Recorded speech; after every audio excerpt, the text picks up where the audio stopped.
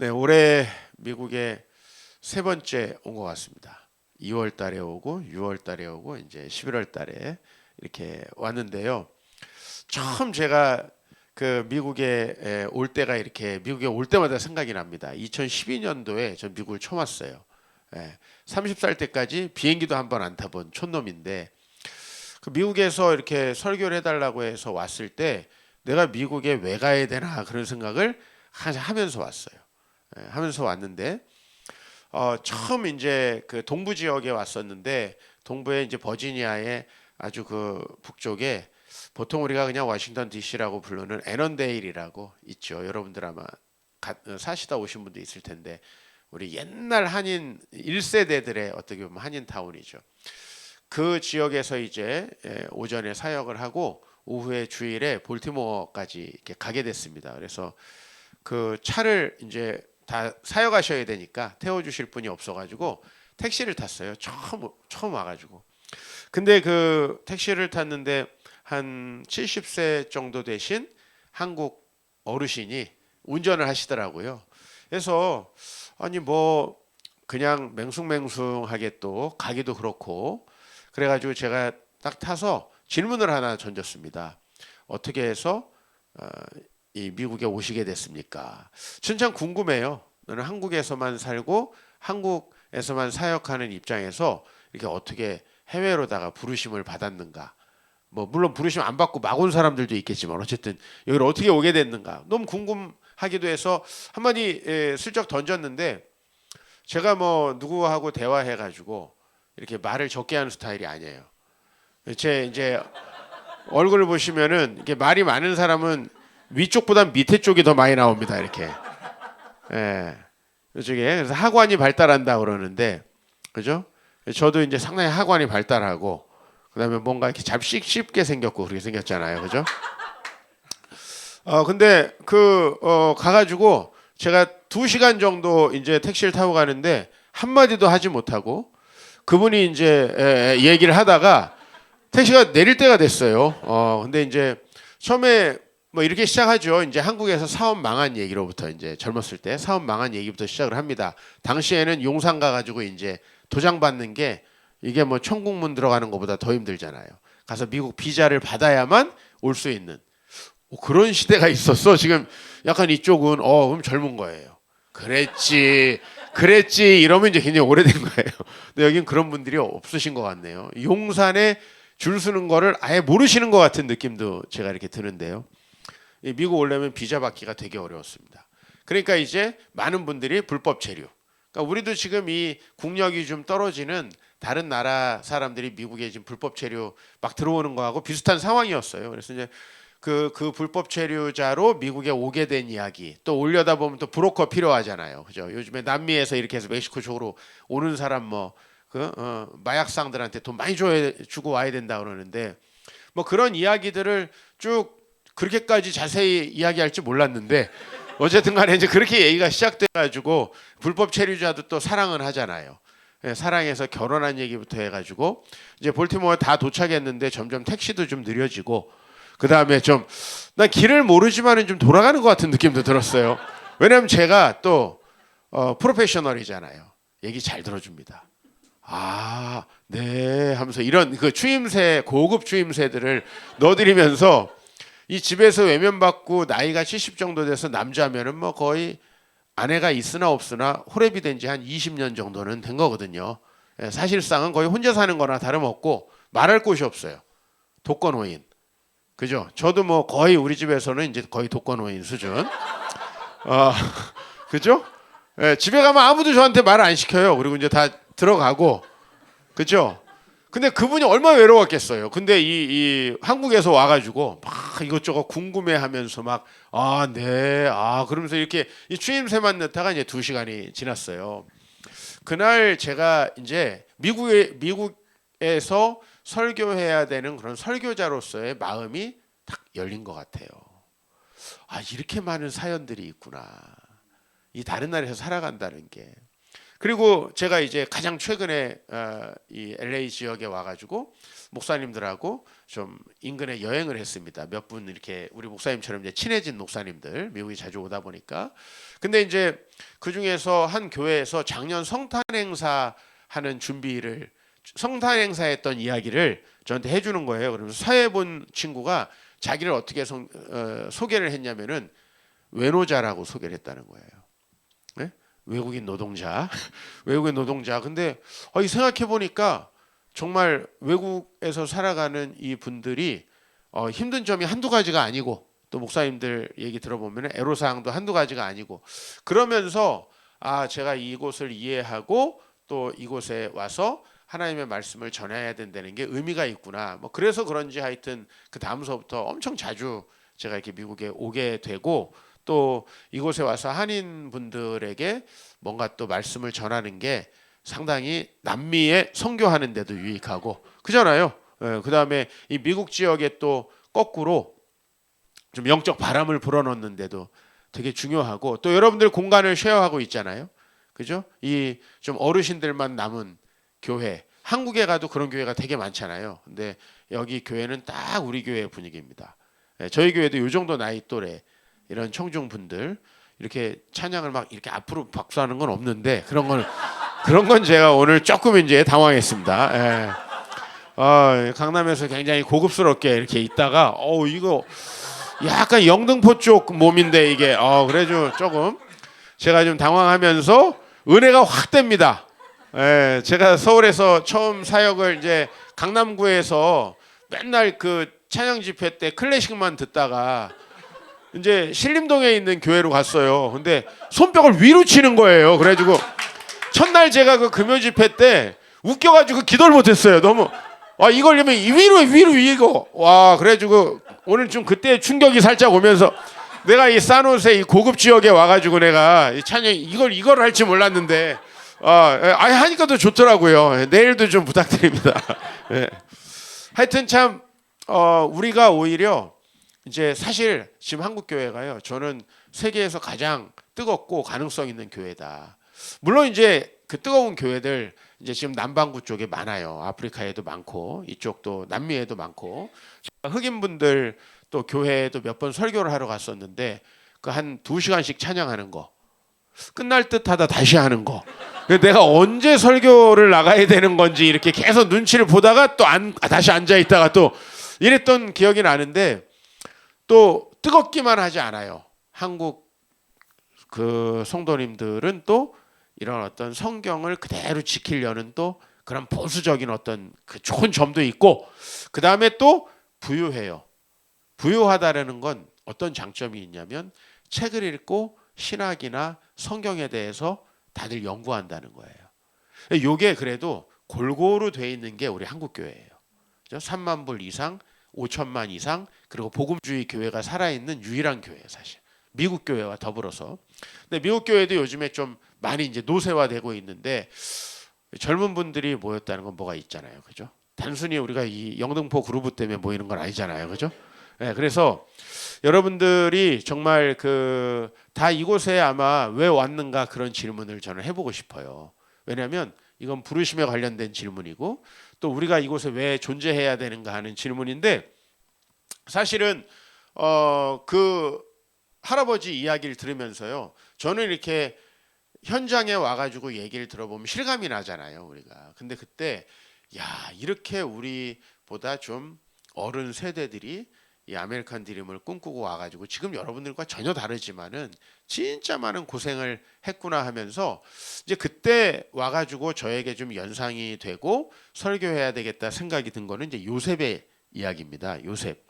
그래서 사람이 참 이게 살아오는 과정 속에서 그분이 그 과거 이야기를 해줬던 것을 생각하면서 우리가 여러분들이 지금까지 여기에 언제 오셨는지 모르겠어요. 저는 이제 아무도 몰라요. 그냥 목사님만 언제쯤 오셨다 이렇게 알고 중국 가려고 그러다가 이거 오셨다 저는 이렇게 들었고요. 근데 여러분들이 왜 오셨는가 하는 것부터 생각하면서 또 뭐 한국에서 다 오신 분들이 대부분일 텐데 왜 여기에 오셨고 오기 전에는 어떤 일이 있었고 이런 우리의 옛날 이야기를 좀 오늘 끄집어서 해보는 시간을 좀 가지려고 합니다. 그 요셉이라는 그 사람이 사실 성경에서 뭐 참 굉장히 독특한 사람이에요. 왜 그러냐면은 원래 이제 제가 목회를 하면서 참 안타까운 지점들이 있어요. 그거는 이 상처가 많고 어려운 환경에서 이렇게 자란 분들 교회 많이 오시거든요. 근데 그런 분들이 교회에 오면은 참 미래가 잘 됐으면 좋겠다 싶어요. 근데 상처가 많고 과거에 아픔이 많은 분들이 교회에 오면은 교회에서 또 상처를 받아요. 예?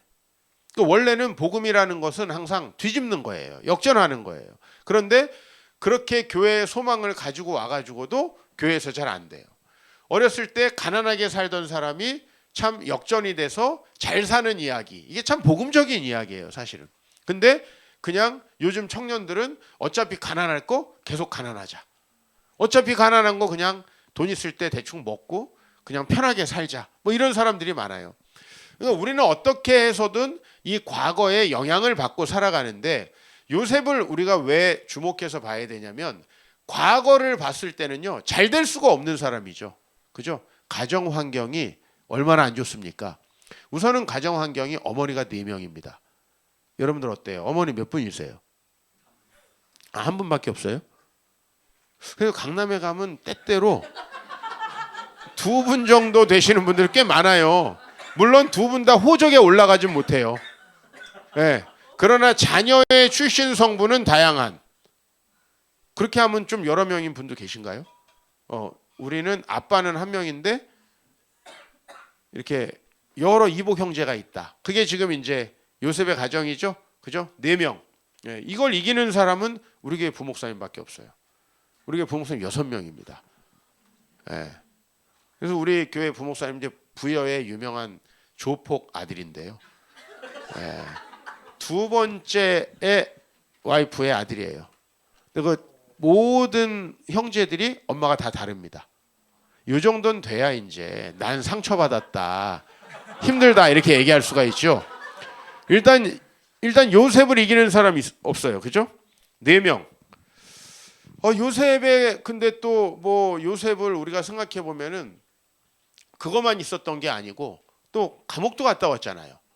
감옥을 대부분은 자기가 잘못해서 가잖아요. 그죠? 근데 이 감옥에서 이제 재소자들 사역을 하는 분들을 보면은 감옥에서 지금 이렇게 감옥살이 하고 있는 분들 중에 한 97%가 자기는 죄가 없다 그런대요. 자기는 죄가. 근데 판사님들이 그렇게 바보 같은 분들이 아니잖아요. 죄가 없는데 우리나라가 막 집어넣고 그죠? 그렇게 안 하잖아요. 근데 하여튼 죄가 없다 그런대요. 근데 진짜 죄가 없이 들어간 사람 요셉이잖아요. 그러니까 진짜 얼마나 억울하겠어요. 과거에 그렇게 억울하게 감옥도 들어가고 복잡한 환경 속에서 가정에서 인신매매까지 뭐 현대말로 하자면은 당했는데 이 요셉이 애굽에 가서 잘 됐단 말이죠. 이거는 굉장히 특이한 거예요. 그죠? 굉장히 특이하다. 만약에 요셉 같은 그 인물이 잘 될 수 있다면 아니 뭐 우리는 이거보다는 훨씬 조건이 좋잖아요. 여러분들이 왜 미국에 왔는지 모르지만 아까 얘기했듯이 불법 체류자로 오시지도 않았을 것이고 우리의 환경은 너무너무 좋단 말이에요. 그런데 그럼에도 불구하고 우리 각자의 마음속에는 이 과거에 우리를 끌어당기고 우리를 무력화시키는 것들이 다 나름대로 있단 말이에요. 근데 그런 문제들을 저와 여러분들이 이제 이 해결해 나가는 어떻게 보면 이 요셉이 저는 너무 좋은 그 모델이라고 생각을 합니다. 요셉이라는 사람이 얼마나 그 영감을 주냐면요. 1929년 노벨상 수상자가 있어요. 그 독일의 토마스 만이라는 사람이 이 요셉의 이야기가요. 성경에 딱 13장에서 4장 정도 나오거든요. 근데 한 이만한 두께로 6권의 책을 썼어요. 요셉과 그 형제들이라고. 그러니까 요셉의 이야기는 그냥 영감의 원천. 좀 저와 여러분들이 늘 좀 생각하면서 살았으면 좋겠다 이걸 말씀드리는데 오늘 우리는 이제 어떤 장면을 봤냐면요. 요셉이 그의 장남의 이름을 므낫세다라고 이렇게 이야기했거든요. 므낫세.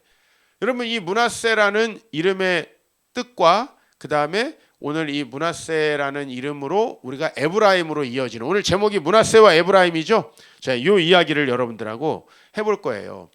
저는 이제 그 아까 미국에 계셨던 내가 한 번밖에 만나지 못했지만은 그 할아버지도 좀 특이했지만, 제가 이제 강남에서 사역을 하면서 만났던 한 자매님도 참 기억에 남습니다.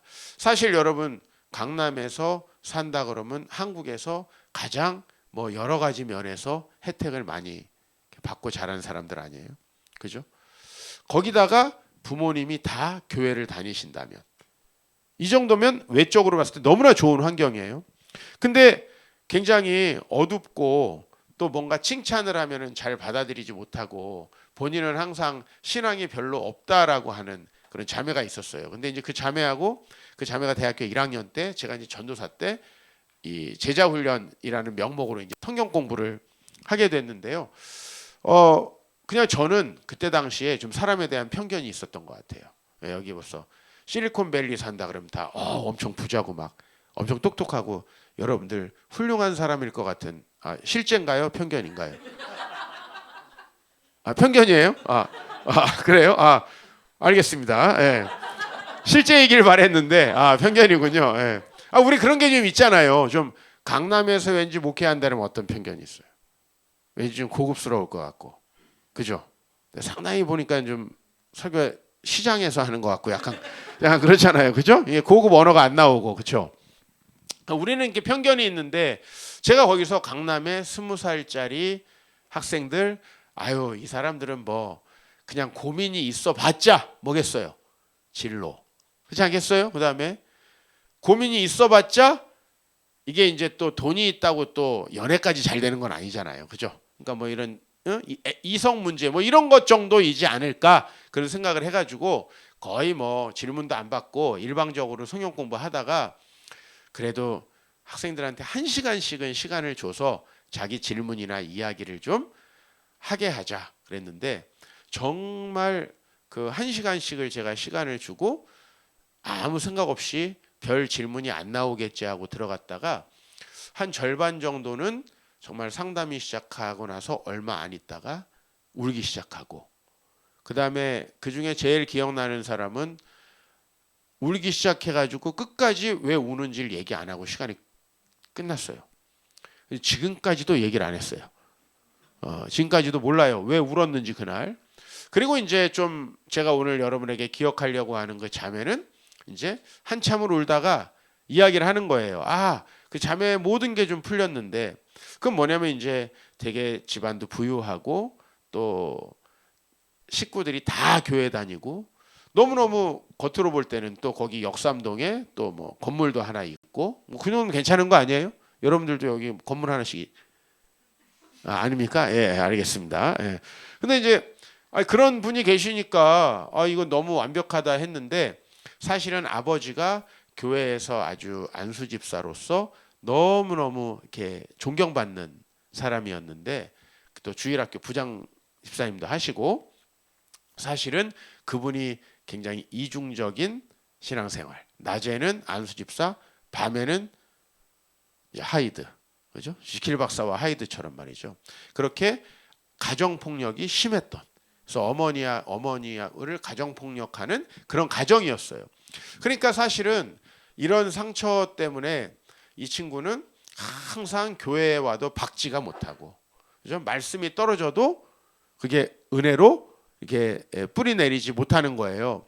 그러면서 제가 이 과거의 문제가 너무너무 중요하구나, 그렇죠? 그 문제가 해결 안 되니까. 그래서 이제 그 자매가 그 스트레스를 받고, 이거 어디다 얘기할 수가 없잖아요. 여러분, 부모님이 교회 안 나오면 좋은 점이 있어요. 그냥 부모님이 예를 들면 싸웠으면은 와가지고 우리 부모님이 좀 부부싸움 안 하게 해달라, 이렇게 기도 제목도 얘기할 수 있잖아요. 근데 우리 딸이 교회 가가지고 우리 아빠 좀 술 안 먹게 해달라. 나 진짜 먹는 건 아닙니다. 예를 들면 이제 제가 알코올 중독자예요. 예를 들면 목사인데, 그럼 얘기할 수 없잖아요. 그죠? 예? 차라리 교회 안 나오면 우리 아버지가 요새 도박에 빠져 있다. 근데 우리 아버지가 안수 집사예요, 교회에. 그럼 얘기할 수 없죠. 그래서 이제 이런 문제가 쌓이고 쌓이다 보니까 신앙생활을 하는 게 맞나 막 이런 고민들부터 시작해가지고 또 아무래도 딸은 엄마와 많이 교감하잖아요. 그 엄마의 아픔을 교감하면서 그래서 늘 이렇게 교회에 오면 어둡고 했었던 게 그런 것 때문이구나. 그러니까 우리가 하나님 말씀이 땅에 떨어져도요 열매를 다 맺는 게 아니잖아요. 마가복음에 보면은 밭이 4가지가 나오잖아요. 근데 그 길가 뭐 우리는 그냥 말씀을 듣지 않으니까 그런데 말씀이 듣지 않으니까가 아니라 말씀을 잘 듣는데요. 나한테는 도저히 이루어질 것 같지 않은 나에게는 아무 상관이 없는 것 같이 들리는 이런 경우에는 교회 생활을 아무리 오래 해도 안 되는데 그 모든 것이 결국은 과거의 문제 때문이다 이거예요. 과거의 문제. 그런 의미에서 요셉이 그 장남의 이름을 뭐라고 지었습니까? 오늘 51절에 같이 한번 다시 읽어볼까요? 시작. 요셉이 그의 장남의 이름을 므낫세라 하였으니 하나님이 내게 내 모든 고난과 내 아버지의 온 집 일을 잊어버리게 하셨다 하미요. 그렇죠. 요셉이 이제 아들을 낳습니다. 애굽에서 총리가 돼가지고 아들을 낳았어요. 그리고 이제 첫 번째 아들의 이름을 지어요. 그죠? 그러면 여러분들 첫 번째 혹시 결혼해서 이제 자녀가 있는 분들은 첫 번째 자녀 이름을 지을 때 한번 생각해 보세요. 나름 굉장히 고민을 많이 하잖아요. 어떤 이름을 지을까? 또 아직 결혼 안 하신 분들은 미리 이름을 또 지어 놓는 분들이 있어요. 또 남자친구부터 사귀어야 되는데 애 이름부터 지어 놓는 분들 계세요. 은혜를 너무 받아가지고 나는 성경 속에 이런 이름으로 해야 되겠다. 근데 이 이름은 되게 드문 이름이에요. 요셉이 자녀를 므낫세라 그랬는데 이건 이제 우리식으로 말하면은 망각이라는 뜻이거든요. 잊어버린다. 그러니까 누가 자기 아들의 이름을 이 망각 이렇게 지겠어요. 저로 말하면은 이 망각이라고 지었는데 이거는 굉장히 독특한 이름, 특이한 이름, 많이 짓지 않는 이름이라는 거예요. 물론 이제 요셉의 아들의 이름으로 유명해져 가지고 그 이후에는 이제 요셉의 아들의 이름이기 때문에 이 이름이 많이 이제 이스라엘에 있습니다, 사실은. 근데 그건 요셉의 아들의 이름이기 때문에 그렇고 원래 이 이름은 되게 자식에게 붙여주기 어려운 이름이죠. 근데 요셉이 쭉 자기 인생을 돌아본 거예요. 인생 장난 아니잖아요, 진짜. 그죠? 아버지 때부터 보니까 이 집안이 엄청나게 풍파가 있던 집안도 아니에요. 아버지가 야곱이죠. 일단 아버지가 야곱이면 괜찮은 거 아니에요? 우리식으로 말하면 교회 잘 다니는 그 아버지. 그 아버지가 총각 때 이제 자기 고향을 떠나가지고 바단 아람으로 갑니다. 바단 아람이라는 곳에 가서 이제 자기 친척 집에 갔는데 처음 보는 자매가 2명 있는 거예요. 그죠? 누구죠? 레아하고 라헬. 근데 성경이 정확히 얘기해. 레아는 안 예쁘고 라헬은 예쁘다. 성경이 웬만하면 이렇게 얘기 안 하거든요. 그냥 자매가 2명이다. 뭐 이렇게 얘기하지. 그죠? 정확하게 얘기해요. 자, 그래가지고 누가 마음에 들었어요? 원래 그러면 안 되는 거 아닌가? 교회 다니는 사람은. 어때요? 우리 형제님들? 자, 내가 야곱이야. 내가 야곱이에요. 그죠? 예? 우리 11개월 귀여운 아기 아빠, 예? 딸내미 아빠. 또 대답하기 불편한 거 아닌가? 내 총각이에요. 그죠? 총각인데 다 외로운데 다 미국에 왔어. 근데 교회에 딱 자매가 2명 있어. 다. 근데 한 명은 레아고 한 명은 라헬이야. 누굴 좋아하겠어요? 라헬이에요, 무조건. 예. 그런 거죠. 이게 뭐 이렇게 큰 잘못인 거 여러분 어때요? 쓰레기네 막 그럴 수 있어요 우리가? 저 집사님 심각하네. 집사님이에요? 전도사님. 저 전도사님 심각하네. 어떻게 저런 분이 전도사님이야? 이럴 수 있어요? 자, 반대로 한번 보죠. 반대로. 여러분 막 미국에 와가지고 되게 외로워. 벌써 남자친구랑 헤어진 지 한 5년. 카톡 할 사람도 없어. 교회 딱 왔는데 형제가 딱 2명이야. 형제 딱 2명. 한 사람은 정우성, 한 사람은 유혜진이야. 어때요? 누굴 좋아합니까? 진짜요? 취향 독특하네. 너무 성경적으로 이렇게 생각하지 말고 우리 이게 성경적으로 이게 딱 직관으로 되는 게 그런 게 아니에요. 성경 생각해서 막 난 유해진을 좋아해야지 막 이렇게 해서 되는 게 아니잖아요. 사실 모든 문제가 거기서부터 시작된 거예요. 근데 자, 이제 그 세상이라는 게 참 복잡한 게 딱 벌써 이 야곱이 라헬을 좋아한다는 걸 누가 알아요? 라헬 아빠가 딱 압니다. 근데 라헬 아빠가 딱 봤을 때 이대로 가다가는 우리 레아는 영원히 씹먹을 것 같아. 딸이지만 알죠, 아빠도 아는 거야. 이 시집은 못 갈 수도 있겠다. 그래가지고 이제 거기다가 이제 이 또 옛날에 딸은 노동력의 관점에서 보면은, 그죠? 요새는 딸이 최고지만 노동력의 관점에서 보면 남자가 좋잖아요. 근데 이제 딸만 있으니까 쟤를 잡아놔야 되잖아요. 그래서 이제 라헬을 이용해가지고 잡아놓고 그 다음에 이른바 세기의 1+1 결혼이라고 이제 패키지로 다 결혼을 시켜야 됩니다. 예, 라헬을 하기 전에 관문이 있어요. 7년 일해야 되고 그 다음에 또 7년을 더 일해야 되고 그 다음에 동생부터 할 수 없으니까 언니부터 해야 된다. 이게 진짜 법으로 있었는지 모르겠어요. 아마 굉장히 똑똑한 사람이었던 것 같아요. 그래서 이제 한 20여 년을 노동력을 갈취하면서, 그렇죠? 이렇게 이제 가정이 만들어집니다. 그러면서 또 하나님께서 이제 레아에게만 자녀를 주시죠. 그죠? 그러니까 이제 레아가 지은 이름들이 전부 다 짜네요. 첫 번째 아들이 이제 르우벤이에요. 거의 이제 이 르우벤은 아들이구나 이런 뜻이에요. 제가 이제 감탄사를 집어넣은 거는 다 뒤에 무슨 거냐면 아들이구나. 이제 남편이 날 좋아하지 않을까? 그죠? 둘째 시므온이에요. 주님께서 내 기도를 들어주셨구나. 그래서 이제 남편이 날 좋아하지 않을까? 그래서 셋째 레위. 이제 우리가 정말 연합하나? 네 번째 나한테만 자녀를 주신 주님 찬양한다. 이게 유다란 뜻이에요. 그러니까 이제 이렇게 해서 자녀들의 이름들이 하나씩 지어지고 어떻게 보면 그 이름들에는 일종의 한과 상처 같은 게 이제 들어있게 되고요. 그 다음에 어쨌든 그러다 보니까 또 라헬은 그래도 나는 예쁘니까 뭐 자식은 없어도 된다. 그게 아니죠 또. 그래가지고 종들을 2명 집어넣어가지고 자식을 낳고 그 자식 단과 납달리인데 또 그건 또 이긴다는 뜻입니다. 내가 이겼다.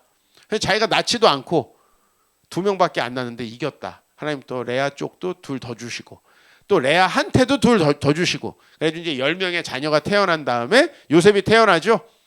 어느 가정이나 그렇지만 참 가정이라는 게 그렇더라고요. 저는 자식이 4이고 제 동생도 4인데 제 동생네 식구의 셋째 애가 이제 청소년부예요. 청소년부 이제 소그룹을 하는데 자기는 누나랑 형이 공부를 잘해가지고 너무 비교가 돼서 싫대요. 그죠? 그러면 형이랑 누나가 공부를 안 하고 맨날 놀면 또 놀아서 싫다 그러거든. 그래서 본받아서 공부를 못했다. 형이랑 누나가 공부를 잘하면 하도 엄마 아빠가 비교해서 공부를 못했다. 다 이렇게 돼요. 사실 가정이라는 것을 그렇게 긍정적으로 묘사하는 사람 없더라고요. 또 이제 저희 집사님 딸이 있어요. 거기는 집이 하나밖에 없어요. 아이가 하나. 근데 거기는 또 소그룹에 뭐라고 썼냐면 난 동생이 있었으면 좋겠다. 그래야 엄마가 나한테 관심을 안 갖지. 그러니까 애들이요, 뭐 한 명만 있으면 좋아야 되잖아 원래. 저쪽은 셋째인데 걔네 둘이가 친구거든요. 그래서 참 애들이 안 되는 이유도 되게 다양하다. 한 명이라면 한 명이라서 힘들고 많으면 많아서 힘들고 남자면 남자라서 힘들고 여자라면 여자라서 힘들어요. 어쨌든 요셉은 이렇게 가정이 생겼고 그 가정에 그 이제 또 라헬이 제일 먼저 죽으면서 그 자녀를 2을 남기는데 그 자녀들을 요셉이 또 이렇게 극진히 챙기죠. 그러면서 채색 옷을 입히고 이렇게 그 다음에 멀리 양치러 가는 것도 보내지 않고, 그죠? 이게 하나하나가 떼보면요 다 이해가 돼요. 왜냐하면 그 어린애들 또 내가 제일 사랑했던 아내의 자녀들이니까 좀 말하자면 차별 대우를 일종의 한 거죠. 이런 것들이 쌓여서 이제 요셉이 팔려가게 됐다 이거예요.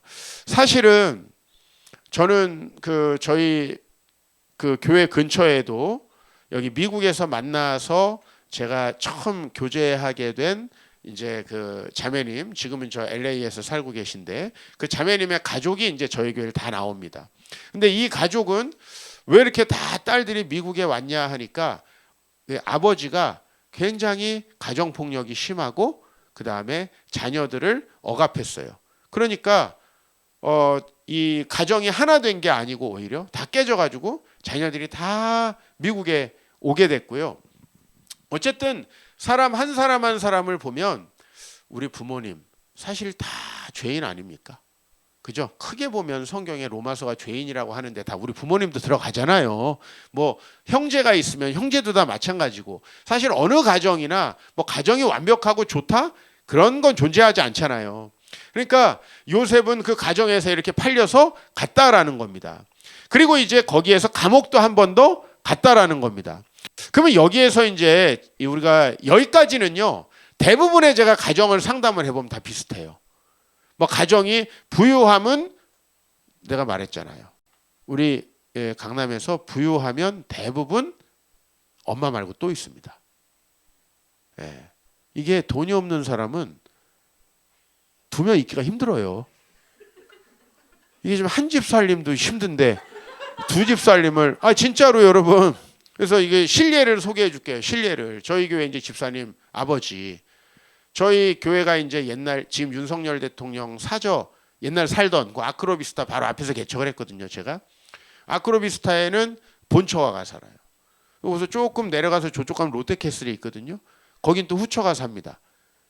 그래서 자녀는 첫째, 둘째, 셋째인데 셋째는 그 후처에 또 이게 이제 돈이 많으면 안 좋은 점이에요. 돈이 이제 없으면 안 좋은 점이 있죠 또. 그죠? 저희 집인데 저희 집은 아버지가 이제 교회를 여러 개 개척하신 그런 그 개척자 목사님이셨어요. 그러니까 돈이 없어서 좋은 점은 뭐냐면은 그 아크로비스타도 없고 롯데캐슬도 없다는 거죠. 둘 다 없는 거예요. 네, 둘 다 없고 저희는 계속 이제 주택 같지 않은 또 천막 이런 데 살았어요. 저는 지금도 캠핑을 제일 싫어합니다. 누가 캠핑 글램핑 가자 그러면 저는 뭐 빗소리가 뭐 이렇게 은은하고 낭만적이라는데 진짜 패버리고 싶어요. 진짜. 저는 그 생활 한 10년을 저는 리얼로 했잖아요. 리얼. 그죠? 베두인족한테 캠핑 가자 그래요? 그럼 안 되죠. 그죠?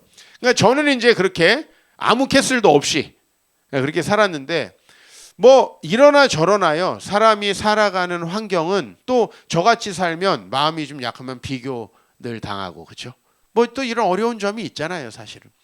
그러니까 가정이라는 거 우리가 살아갔던 과거가 항상 완전하지 못한데 이제 여기서 문제는 뭐냐면 우리가 그렇게 참 어려움을 당하면은요. 세상에 대해서도 내 미래에 대해서도 모든 걸 부정적으로 보게 된다는 거죠. 사실은 교회에서 요셉과 같은 사람 많이 만나요. 과거에 상처받고 어렵고 힘들었던 사람들. 근데 그 어렵고 힘들었던 분들이 정말 잘 됐으면 좋겠거든요. 그게 목회자들의 마음이에요, 사실은. 근데 그렇게 어렵고 힘든 분들은 또 어렵고 힘든 일에 봉착하고요. 하나님 말씀이 전해져도 그 말씀이 나에게 이루어질 거라는 생각이 들지 않는 거예요. 뭐 좀 이렇게 한번 비유를 해볼까요? 뭐 내가 계속 다이어트를 하다가 실패한 사람은 그 다음엔 누가 다이어트를 진짜 성공을 해도 저건 난 안 돼. 이렇게 생각하는 거예요. 누가 정말 잘 됐다고 해도 그건 나에게 안 돼. 누가 교회에서 은혜 받고 나는 정말 삶이 바뀌었어라고 간증해도 그건 저 사람이니까 되는 거지. 하나님이 나한테는 안 해주셔. 그런 생각이 나를 딱 지배해 버리는 거예요. 그래서 우리가 우리 과거를 어떻게 하느냐가 너무 중요한데 요셉은요. 장남의 이름을 므낫세라고 지으면서 이렇게 설명을 했어요. 하나님이 내게 내 모든 고난과 내 아버지의 온 집 일을 잊어버리게 하셨다. 그죠? 잊어버리는 게 답이구나. 요셉은 그렇게 생각을 한 거예요. 근데 이 잊어버림이라는 게 뭔가에 대해서 여러분 생각해 보자면 여러분들 솔직히 뭘 막 기억하려고 공부하는 거 잘 기억 납니까? 안 납니까? 안 나죠. 그죠? 그죠? 근데 잊어버려야 되는 거 잘 잊혀져요? 안 잊혀져요? 잊혀져요? 안 잊혀져요? 안 잊혀지죠. 이게 우리는 안 될 수밖에 없어요. 우리는 내추럴리 우리 인생은 안 될 수밖에 없다니까요. 그냥 태어난 대로 살면 무조건 망하게 돼 있어요. 우리 인생은. 왜? 기억할 거는 안 나. 기억하지 말아야 될 건 됐다 선명하게 기억합니다. 결혼하신 분들 한번 손 들어보세요. 결혼하신 분들. 꽤 되네요. 힘드신 분들이. 내리세요. 내리세요. 내리세요. 일단 이런 결혼한 분들의 이제 시츄에이션, 저도 결혼한 지 이제 23년 돼가니까 결혼한 분들의 시츄에이션 이런 거예요. 뭐 내가 뭔가 아내에게 잘했고 이렇게 뭔가 해줬던 것들 아내 잘 기억합니까? 못합니까? 잘 못하죠. 그런데 이제 부부싸움이 딱 됐어요. 부부싸움이 되면은 나랑 소개팅한 첫날부터 바로 오늘까지 모든 잘못한 것들에 대해서 너무 어디서 어떤 분위기에서 말했는가까지도 정확히 기억을 해요. 그래서 우리 교회 바로 옆에 검찰청이거든. 이분들을 검찰로 넣어야 되는데 그러면 모든 사건을 쫙쫙쫙 해가지고 바로 사형이야. 그냥 누가 가도 사형이에요. 그거 여러분 기억하실 거예요. 내가 잘못한 거에 대해서 그리고 아내가 상처받은 거에 대해서는요. 그 사실 잊어버려야 잘 살지 않습니까? 솔직히 얘기해서. 근데 너무너무 기억을 잘하고 그 레파라고 하는 거죠. 레파토리. 딱 부부싸움이 시작되면은 레파토리 있잖아요. 그때 명절 때 우리 집에 용돈 안 챙겨준 것부터 시작해가지고 그때 어디 가서 우리 엄마 뭐 할 때 뭐 안 해준 것부터 시작해서 무슨 말로 이런 거 하는 건 너무너무 정확하게 다 기억한다는 거예요. 그러니까 여러분 이게 잘 될 수가 있습니까? 잘 될 수가 있어요. 근데 오늘 요셉은요 어떻게 잊어버렸다는 거예요? 이거 안 잊혀지거든요. 왜냐면 제가 이제 저는 완전히 뭐 그 뿌리 깊이 그 문과기 때문에 저는 이렇게 복잡하고 막 설명하고 이런 거 싫어해요. 근데 어느 날 이제 뇌과학에 관한 상식 이렇게 보다가요. 뭐 사람이 어떻게 기억을 하는가에 대한 부분이 있더라고요. 근데 이제 사람이 이렇게 깨 있으면서 막 지각했던 것들이 있잖아요. 그 것들 중에서 자고 일어나면 대부분이 사라져요. 그리고 중요한 것들만 장기 기억으로 넘긴대요. 그러면 장기 기억으로 넘기는 그 비결이 뭐냐? 그걸 여러분이 알면은 공부를 잘할 수밖에 없어요. 그죠? 여러분이 보는 걸 장기 기억으로 넘기면 돼요. 그리고 여러분이 잊어버릴 거를 단기 기억으로 바꾸게 하면 돼요. 그죠? 근데 제가 그걸 해보니까 이건 안 되겠더라고요. 왜냐면 감정이 거기에 깊이 개입되어야만 우리 뇌는 그게 중요한 사건이라고 생각하고 장기 기억으로 넘기는 거예요. 자, 예를 들면 지하철에서 막 이 사람 저 사람 지나가요. 막 지나간 어떤 사람이 나한테 딱이라는 데 딱 때리고 지나갔어요. 자, 왜 어깨빵을 해? 그러면 딱이라는 데 딱 때려. 자, 이거 잊어버립니까? 안 잊어버립니까? 이거 정확히 몇 호선인지 언제인지 이거 정확히 기억합니다. 그죠? 막 그 비슷한 사람만 봐도 기억나. 우리 교회는 목사님 너무 은혜가 안 되는 거야. 왜 안 되냐니까 옛날에 성격 되게 안 좋았던 남자친구랑 내가 닮았대. 이걸 내가 뭐 어떡하라고 이거를. 저는 아무 같은 사람도 아니고. 근데 그런 거는 너무 잘 기억나는 거죠. 그러니까 공부를 어떻게 해야 돼요? 하나 한 다음에 망신을 한 번씩 당해야 돼. 그죠? 수치 기억법이라고. 제가 이거 개발해가지고 좀 한국에서 센세이션 일으키려다가 목회를 해야 되니까 이거 못했어요. 뭐냐면 패러슈트 잊어버렸어. 그럼 나오는 거야. 딱이한테 맞는 거야. 패러슈트도 몰라 이놈의 자식아. 쏴봐 임마 해가지고 틀리면 개망신하는 거야. 그거 절대 안 잊어버립니다. 그죠? 물리학 공식 뭐 이렇게 신사적으로 해서는 안 돼요. 모르면 나와가지고 개망신 한 번씩 당하는 거야. 다 기억합니다 그거. 그죠? 근데 되게 재미없는 모노토너스한 톤으로다가 F는 M 이게 기억이 날 수가 없어요 이게. 그렇죠? 그 뭐냐면 기억해야 되는 건 죄 까먹고 기억하지 말아야 되는 것만 계속 쌓여가는 거예요. 이 잘 될 수가 있습니까? 근데 요셉은 이게 반대였다는 거예요.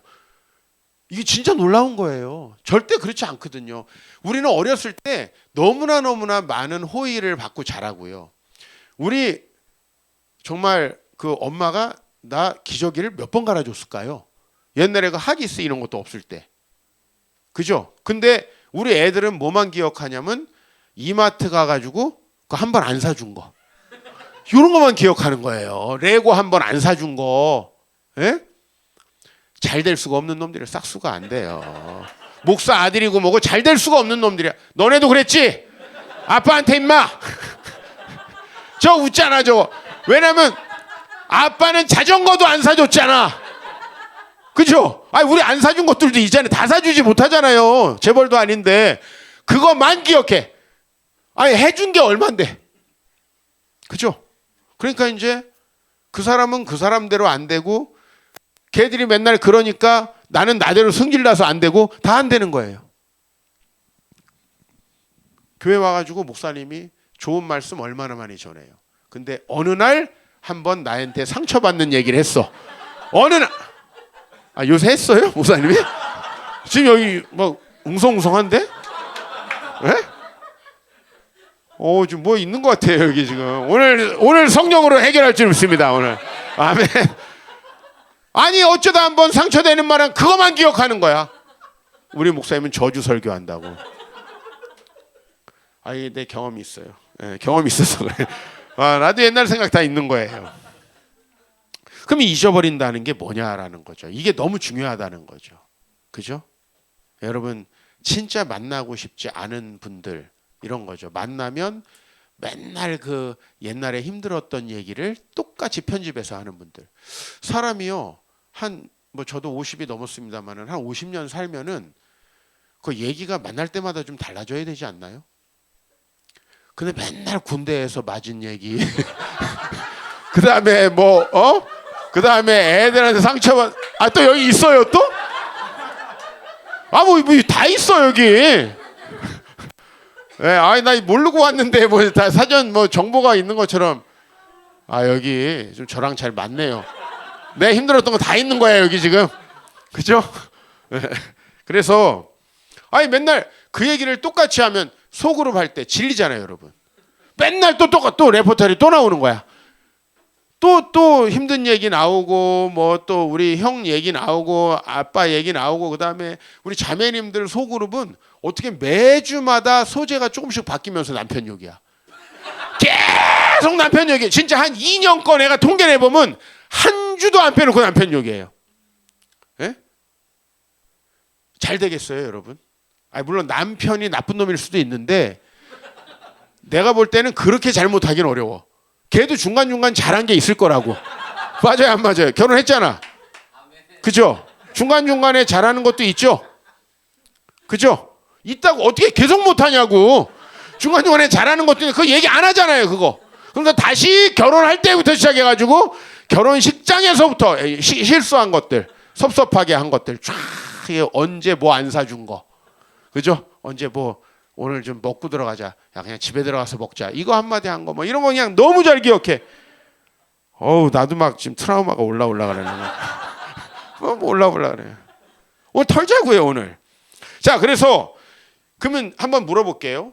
요셉이 이제 총리쯤 됐으니까 이제 좀 잊어버리고 살 수 있겠네 이렇게 했을까요? 아니면 요셉이 애굽에서 보디발의 집에 갔을 때부터도 이렇게 므낫세의 은총이 있었을까요? 그럼 어떨 것 같아요? 이거는 그때부터 있었던 거예요. 왜냐하면 자 보세요. 나 지금 억울하게 여기 잡혀왔어요. 그러면 그 태도가 절대 주인의 마음에 들 수 없습니다. 그렇죠? 그 상처 있는 사람은 주인의 마음에 들 수 없다니까. 그건 목사님도 못 참아. 보디발이 어떻게 참냐고. 그리고 자 그거 좋아요. 잘 견뎠는데 무고하게 감옥에 갔어요. 그죠? 참어요? 근데 보면은 요셉이 보디발에게도 그렇고 또 요셉이 누구에게 또 그 간수에게도 인정을 받죠. 훌륭하다. 인정을 받아요. 이건 뭐냐면 요셉이 마치 옛날에 아무 상처가 없었던 것처럼 아무 아픔이 없었던 것처럼 너무나 신실하게 자기에게 맡겨진 일을 감당한다는 거죠. 그렇죠? 왜 나한테만 힘든 일 시켜? 저놈도 있는데. 보통 이러잖아요. 회사에서 프로젝트 주면은 어렸을 때부터 엄마도 맨날 나만 시키더니 또 나만 시키는구나 이러거든. 이게 아주 기본 공식이에요. 예? 근데 요셉은 그걸 잊어버렸기 때문에 잘 됐다는 거예요. 자, 이걸 한번 보자고요. 45장 5절로 갑니다. 형들을 만났어요. 요셉이 형들을 만났어요. 자, 요셉이 만약에 그 마음을 품고 살았다면은 이날은 이제 형들에게 작살나는 날이죠. 근데 창세기 45장 5절 말씀 같이 읽어보겠습니다. 시작. 당신들이 나를 이곳에 팔았다고 해서 근심하지 마소서, 한탄하지 마소서. 하나님이 생명을 구원하시려고 나를 당신들보다 먼저 보내셨나이다. 자, 이 말씀에 우리는 어떻게 요셉이 므낫세 한다라는 게 뭐냐? 여러분 기억하세요. 이 요셉이 므낫세 한다는 거는 진짜 기억 안 난다는 게 아니다 이 말입니다. 우리는 기억을 안 할 수가 없어요. 상처받은 거, 아픈 거, 짜증난 것만 골라서 기억을 해요. 그러니까 보통 이제 나이가 드시면 주변 사람들이 점점 그 사람을 기피하게 되는 거예요. 왜? 만나서 맨날 이거 힘들었던 거 저거 힘들었던 거 얘기하면은 여러분 만나고 싶을 것 같아요. 제가 요양원에 우리 교회 집사님 어머님이 계시거든요. 참 힘들고 고생하게 산 건 맞아요. 근데 가면은 항상 아빠 때문에 힘들었던 거, 자식 때문에 힘들었던 거, 자주 안 오는 거 맨날 불평해요. 그러면은 한편으로 미안하고 죄송하지만 안 가고 싶겠죠. 이렇게 되는 거예요. 인간관계 다 끊어지는 거예요. 교회에서도 마찬가지예요. 교회가 뭐 사람의 그런 것도 못 받아주냐? 이거 다 인간이라 못 받아줍니다. 계속 나 상처받은 거 힘든 것만 얘기하면 이거 어떻게 받아줍니까? 소그룹 리더분들 그런 분들 못 받아주는 거 여러분 잘못 아니에요. 그 사람 못 받아줍니다. 저도 못 받아줍니다. 딱 봐도 못 받아주게 생겼죠? 그죠? 나한텐 잘 안 하더라고. 못 받아줄 것 같이 생겼나 봐요. 이것도 괜찮은 방법이에요. 아예 못 받아주게 생기는 것도 괜찮은 방법이에요. 이게 잘 받아주게 생기면 계속해. 좀 이게 다 장점이 있어요. 예. 유해진 같이 생긴 장점이 있다고. 장점이 있어요 다. 예. 근데 오늘 요셉은요. 요셉이 바로 보디발의 집에 팔려갈 때부터 어떻게 생각하고 있었는지를 이 말씀이 보여주는 거예요. 보시면 자, 첫 번째 문장이 당신들이 나를 이곳에 팔았다라는 거죠. 그죠? 그럼 여기서 주어 동사 목적어. 그죠? SVO 우리는 이거 찾아야 되잖아. 삼형식 이거 무지 중요한 거잖아요. 이거 무조건 찾아야 돼요. 우리는 주어 뭐예요? 당신. 그다음에 목적어. 그다음에 동사 팔았다죠? 그죠? 자, 두 번째 문장 제가 읽어드릴게요. 하나님이 생명을 구원하시려고 이거 투부정사 목적절이고요. 하나님이 나를 당신들보다 먼저 보내셨다. 자, 주어 뭐예요? 하나님으로. 그 다음에 목적어는 그대로 나를이죠. 동사는 보냈다로 바꿨죠. 그러니까 이게 뭐냐면은 모든 건 어차피 하나님이 하셨다라는 게 우리 신앙 고백이에요. 하나님 나라가 딴 게 없어요. 그분이 다스리시는 걸 믿는 거예요. 맞죠? 근데 그거를 내 삶에서는 계속 저놈이 날 팔았다고 얘기하는 거예요. 저 사람이 날 팔았다는 생각을 계속 하고 있으면 요셉은 절대 총리 못 됩니다. 그런 멘탈이 있는 사람이 어떻게 나라를 다스립니까? 맞죠? 그죠? 온 국민이 날 도와준다 그렇게 생각해 나라를 다스리지. 보세요. 어디 갔어? 자, 당신들이 나를 팔았다. 이건 정말 중요한 거죠. 여러분들은 계속 you를 주어로 생각하고 산단 말이에요. 근데 그 you는 뭐냐면 이 세상에 사실 모든 사람들은 he, she, they예요, 사실은. 근데 그 중에서 나와 가족이 되면 그건 you가 되는 거고요. 나와 사귐은 you가 되는 거고요. 나랑 같은 반의 급부가 되면 you가 되는 거고요. 이제 우리도 you가 됐어요. 이렇게 만나면 부흥하면 you가 되는 거예요. 원래는 그냥 한국에 있는 목사인 거예요. 근데 이게 you가 된 거예요. 근데 여기는 계속 우리는 누군가와 관계만 맺으면 그 사람과 사실은 상처를 받는 거예요. 그리고 그것들을 기억해요. 그럼 나중에 백지영처럼 이제 다시 사랑 안 해. 그렇게 되는 거예요. 총 맞은 것처럼. 잘 될 수가 없어요. 이런 노래 부르는 애들 잘 될 수가 없다고. 잘 보세요, 여러분. 잘 안 돼. 계속 그렇게 하는 거예요. 여러분, 모든 사람은 사실은 실수와 허물 결함이 있어요. 그렇기 때문에 여러분들에게 잘못하는 부분들도 오래 만나다 보면 생깁니다.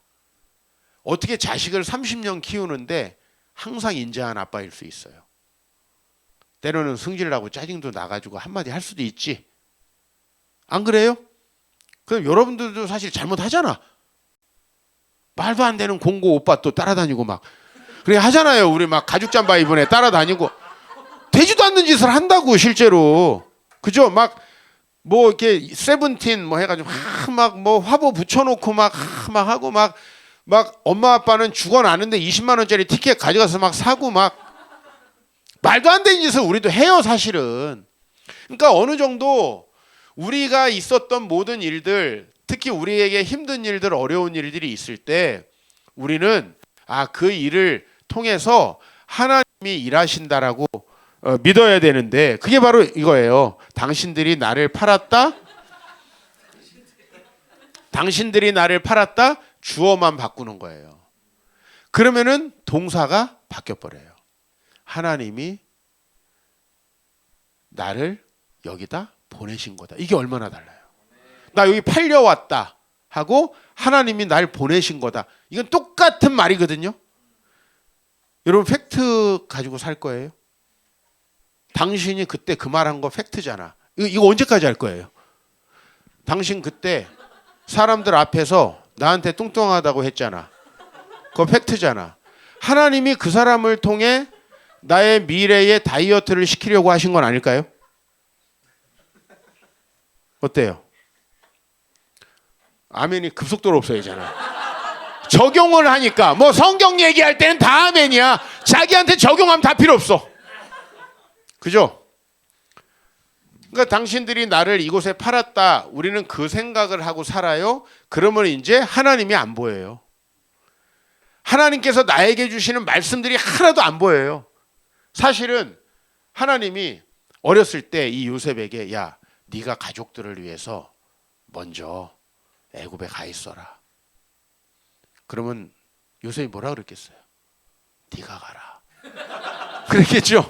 갔겠어요, 여러분? 솔직히 갔겠냐고? 안 갔겠죠. 아니 미쳤다고 가요. 아버지가 이렇게 잘해주는데. 맞잖아요. 근데 하나님이 요셉에 대한 계획은 뭐예요? 이거였던 거예요. 그러니까 하나님은 사람들의 악을 통해서도 일하는 거예요. 그래서 하나님이 뭔가 목적이 있어서 보내셨겠지. 따라해 봅시다. 뭔가 목적이 있어서 보내셨겠지. 근데 그건 사실 잘 모르죠. 그거는 나이가 들어봐야 아는 거죠. 날 34살에 왜 개척을 시키셨을까 강남에.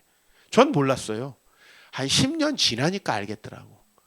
그러니까 알 때까지 순종 안 하면 아무것도 못하는 거예요 인생엔. 일단 순종을 해본 다음에 이거였구나 해야지. 여러분 아버지가 공부하라 그럴 때 계속 왜인지 나는 알고 하겠다. 보통 55세 때쯤 깨닫는다 그러더라고. 55세 때쯤 진짜 공부를 했어야 되는구나. 그때 깨닫는데요. 노인대학? 가지 마세요. 그 대학이 사람 없어가지고 뽑는 거라고. 사실은 무슨 노인이 대학이야. 대학을 젊을 때 가야죠. 생각해 보세요, 여러분.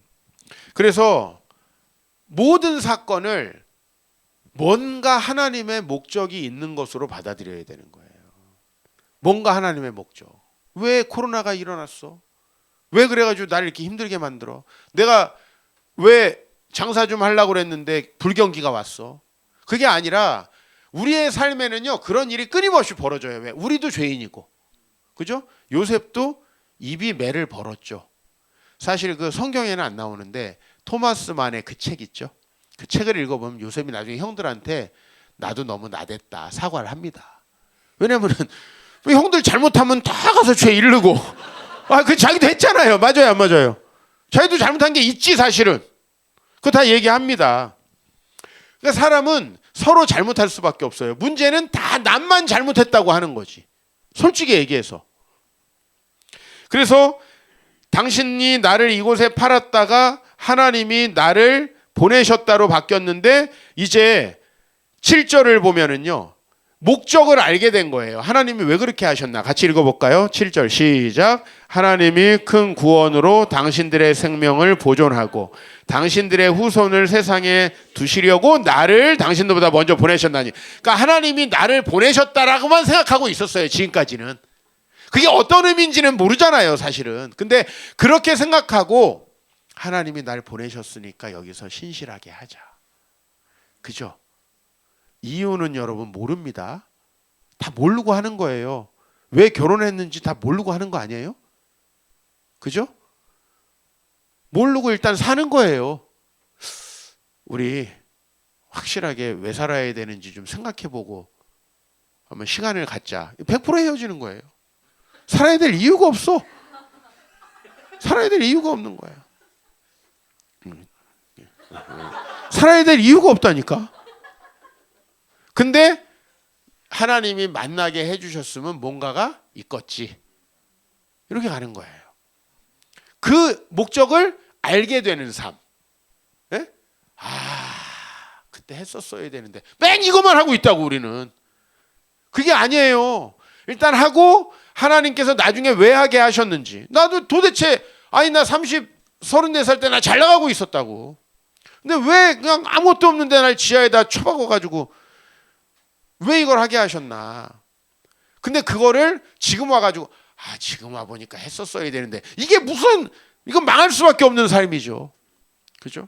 그래서 하나님께서 일단은 여기 보니까 7절은 이제 알게 된 거예요. 지금 난 너무 은혜돼. 하나님이 큰 구원으로 당신들의 생명을 보존하고 당신들의 후손을 세상에 두시려고.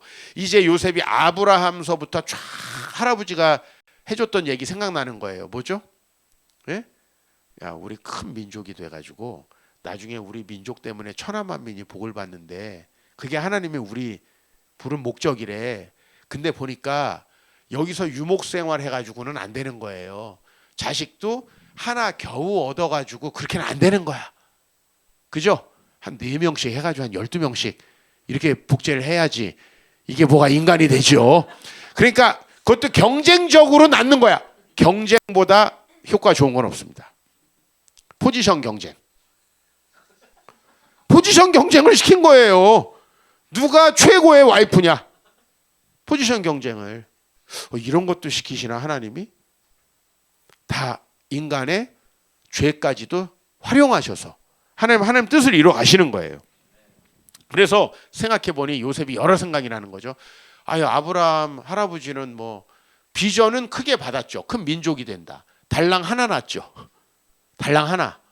그 다음에 두 번째 해서 이삭이 또 달랑 둘 낳았는데 그것도 하나는 가나안 여자랑 장가가 버리고 이거 하나 달랑 남은 거 아니야, 야곱. 이래가지고 언제 민족이 돼?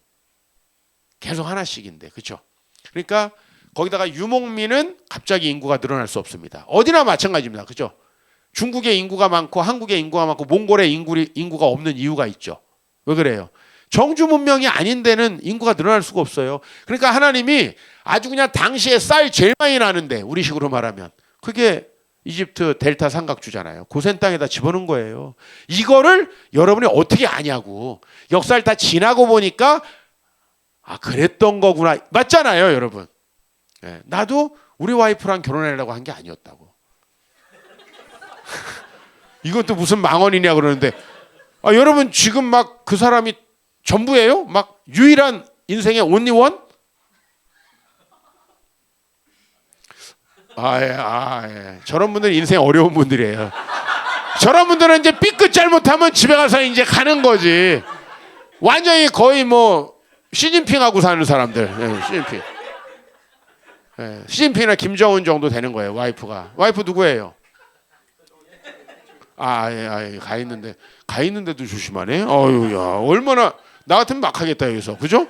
뭐 들리는데 없는데도, 그죠?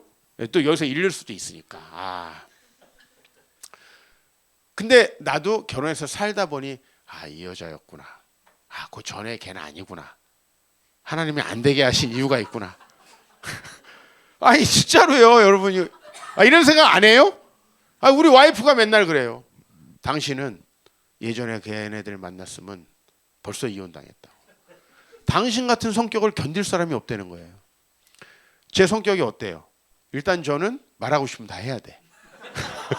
맞죠? 오늘 스타일 딱 보니까 뭐 이렇게 절제하고 뭐 이렇게 양보하고 이런 거 직진이잖아요. 직진. 이 직진을 누가 받아주냐고. 설교니까 이게 대충 받아주는 거지. 우리 자매님들이 남편이 이런 못 받아주죠. 그걸 받아줄 수 있는 여자로 교체. 선수 교체하는 거예요. 하나님이. 그래서 우리가 그 뜻을 다 알 수 없어요. 그 찬양이 있잖아요. 크신 계획 다 알 수도 없고 작은 고난에 지쳐도. 우리가 그걸 다 알면 하나님이죠. 근데 우리는 그걸 다 알고 다 납득될 때까지 절대 순종 안 하는 사람이 있어요. 그리고 이미 상황이 그렇게 됐는데 안 받아들여요. 절대로. 아니에요. 망했으면 뭔가 망해서 배우게 하신 게 있을 거라고 생각하고 거기서부터 또 출발하는 거예요. 망한 게 아니에요. 사람들을 난 망하게 한 거죠. 그러나 하나님은 나를 뭔가 가르치신 거예요. 하나님으로 바꾸면은 뒤에 동사가 달라진다니까요. 하나님이 날 망하게 했다. 그런 경우 있어요. 하나님은 우리를 망하게 안 하시죠. 하나님은 그 모든 것을 통해서 우리를 세워가시죠. 그래서 이제 사실관계가 아예 바뀌어버려요. 8절 보세요. 그런즉 나를 이리로 보내니는 당신들이 아니로 하나님이시라. 그죠? 이리지 대구문 안에 나의 이 법비까지 들어가니까 굉장히 중요한 구문입니다. 그죠? 당신들이 아니라 하나님이다. 근데 이리지 대 나를 여기로 보내신 분은, 그러니까 이제는 주어가 완전히 치환돼 버리죠. 이게 바로 므낫세라는 거예요. 예? 므낫세 어떻게 잊어버립니까? 안 잊어버립니다. 특히 여러분에게 상처되고 힘들었던 얘기는 안 잊어버리죠. 그래서 맨날 트라우마가 어쩌고, 그거 계속 하려면 교회 나올 필요도 없어요. 맨날 트라우마. 그럼 여러분 그걸 계속 얘기하면은 다른 사람 얼마나 힘들겠어요. 목사가 맨날 옛날에 개척해가지고 라면 먹었던 얘기 맨날 해봐. 그것도 하루 이틀이지. 맞죠? 난 많이 먹었어. 나 사리곰탕면 많이 먹었다고. 그거 개척해가지고 새벽기도 끝나면 그잖아요. 설렁탕 12,000원이야. 사리곰탕면 400원이야. 김스클럽 가면. 왜? 김스클럽 가야 돼 또. 편의점 가면 700원이야. 여러분 이런 걸 생각하고 살아야 되는 게 오늘 강남에서 이게 얼마나 힘들어요. 나 서초동에서 개척했다고. 이게 얼마나 힘드냐고요. 예? 마누라는 또 검찰청 출신이고 막 이러면 얼마나 힘들겠어요, 여러분. 근데 보세요. 그런 얘기를 입에 담는다는 것 자체가 뭐예요? 아직도 그 사고에서 못 벗어났다는 거죠. 그 상처에서 못 벗어났다는 거죠. 파스칼 브리크네르라고 제가 요즘 좀 좋아하는 프랑스 철학자가 있습니다. 근데 이 사람이 책 중에 아직 오지 않은 날들을 위하여라는 책이 있어요. 요거 딱 보니까 미래에 관한 책일 것 같죠? 그죠? 맞잖아요. 아직 오지 않은 날들을 위하여. 근데 그 책에서 이 정말 오늘 말씀과 연관되는 굉장히 중요한 얘기. 물론 이 얘기를 하려고 그 사람이 얘기한 건 아닌데, 사람은 자꾸만 미래를 계획하고 창조하려고 한다는 거예요. 근데 사람이 창조할 수 있는 건 과거밖에 없다는 거예요. 과거에 어떤 일을 기억할 거냐, 어떻게 기억할 거냐만을 내가 창조할 수 있는 거고요. 과거를 내가 어떻게 기억하느냐가 내 미래를 만들어 간다는 거예요. 맞죠? 과거에 하나님께서 이렇게 날 인도하셨어. 저는 아까 전에 천막에 살았다 그랬잖아요. 실제 이야기예요. 실제. 어렸을 때 어디서 어떻게 씻었는지도 난 잘 모르겠어요. 수도도 없는 데서 살았는데. 근데 저 천장에 구멍이 뚫어져 있단 말이에요. 가끔 별이 보인다고요. 이렇게 천장에. 그럼 저는 항상 이 창세기 15장이 생각났어요. 하늘의 별을 봐라. 네 자손을 별과 같이 많게 해주겠다. 이게 생각나는 거하고, 엄마 왜 우린 구멍 뚫린 데 살아야 돼? 이거하고는 정말 다른 거죠. 그죠? 뭘 볼 거예요? 똑같은 환경 속에서 뭘 보느냐? 그런 과거를 살았지만 제가 난 너무 가난해서 저 이렇게 안 보이죠, 그죠? 없어 보이나요? 그렇게 막 가난하고 힘들게 산 것처럼 보이지 않지 않나요? 예. 네. 근데 베두인족 빼놓고 우리나라에서 가장 장기간 천막 산 사람이에요. 예. 네. 가장 장기간. 비 오면요, 항상 밑으로 비가 너무 많이 오면 물이 올라와. 천막 이렇게 해가지고 바닥으로 해서 이렇게 올라와. 예? 그런 기억이 많아요. 겨울에는 밥해 먹으려면은 밖에 나가서 물 받아놨던 거 수도가 없으니까 그걸 깨가지고 무슨 몽골이에요 이게? 이게 한국이에요. 한국 80년대. 제가 그렇게 살았다고요. 그런데 제가 그런 얘기 어디서 전혀 안 합니다. 잘 기억도 안 나요 사실. 왜냐하면 나는 어렸을 때 하나님께서 나에게 주셨던 말씀 가지고 늘 즐겁게. 그리고 우리 엄마가요. 내가 이렇게 친구들을 천막에 데리고 오는 거예요. 한 번은 나한테 그러시더라고. 너는 안 창피하냐고. 난 그때까지 창피한 걸 몰랐어요. 뭐가 창피해요? 우리 집 그냥 늘 즐겁고 해피한데. 그죠? 똑같은 환경인데 전혀 다를 수 있는 거예요. 근데 저는 강남에 갔더니 뭐 이쪽에 개나리 아파트보다 저쪽 경복 아파트를 부러워하면서 살았다는 거예요. 예? 여러분 그런 마인드들이 우리를 진짜 망치는 것이다 이거예요. 여러분 과거에 상처 없고 어려운 일 없는 사람 어디 있습니까? 예. 저도 마찬가지입니다. 근데 정말 여러분 그거를 어떻게 기억할까라고 하는 건 굉장히 창의적인 일이고요. 그거를 하나님을 주어로 해서 기억하는 거예요. 하나님이 어렸을 때 저를 가난해서 훈련시켰더라고요. 교회를 개척하라고 하는데 저희 아버지는 정말 깔끔하게 무소유로 돌아가신 분이에요. 예. 남긴 거는 사망보험금. 보험금은 남기셔주셨네요. 보험금. 우리 교회 성도님이 보험 하나 들어주셔가지고 아버지 교회 성도님이 그때 굉장히 목회자들에게 좋은 보험이 하나 나와가지고 그걸 들어주셨는데 보험금은 남겨주셨네요. 무일푼은 아니네. 근데 저는 하나도 그런 거 없었는데 정말 제가 개척을 하라는 하나님의 부르심을 딱 주셨을 때 많은 분들이 제 경제적인 부분을 걱정하시더라고요. 왜냐면 제가 첫 번째 자녀가 태어나자마자 개척의 부르심을 받았어요. 그리고 우리 아버지께서 암 진단을 받으셨어요. 그럼 누가 봐도 돈이 필요할 때잖아요. 그죠? 근데 저는 사실은 돈 걱정은 안 되는 거예요. 왜냐하면 돈이 원래 없었던 사람은 돈 걱정은 안 합니다. 없어도 살 수 있다는 거를 다 그죠? 진짜 돈이 하나도 없는데 학원도 안 다니고 참고서도 없이 전 대학 다 갔어요. 근데 무슨 돈이 없어서 공부 못한다 그러면 사실 잘 이해는 안 가죠. 솔직히 얘기해서. 예. 어학연수? 이런 거 해본 적이 없어요. 난 30살 때 비행기 처음 타본 사람이에요. 그러니까 여러분 우리가 정말 하나님을 주어로 해서 살아가느냐 아니냐는 우리 인생이 너무 중요하고 여러분 오늘 정말 하나님의 나라가 우리 삶에 온다라는 게 뭐냐면 일단 내 과거를 정리해야 돼요. 내 과거를 싹 정리해야 돼요. 여러분이 힘들고 어려웠던 거 싹 정리해야 돼요. 그래서 그 일을 통해서 하나님이 하시는 것이 무엇인가를 봐야 돼요. 우리 창세기 50장 갑시다. 50장 20절 말씀 다 띄워 주실 거예요. 시작. 당신들은 나를 해하려 하였으나 하나님은 그것을 선으로 바꾸사 오늘과 같이 많은 백성의 생명을 구원하게 하시려 하셨나니. 이거 언제 얘기하는 거냐면 아버지 야곱이 죽고 요셉이 다시 형들에게 얘기하는 거예요. 형들이 나에게 한 거는 악이 맞다.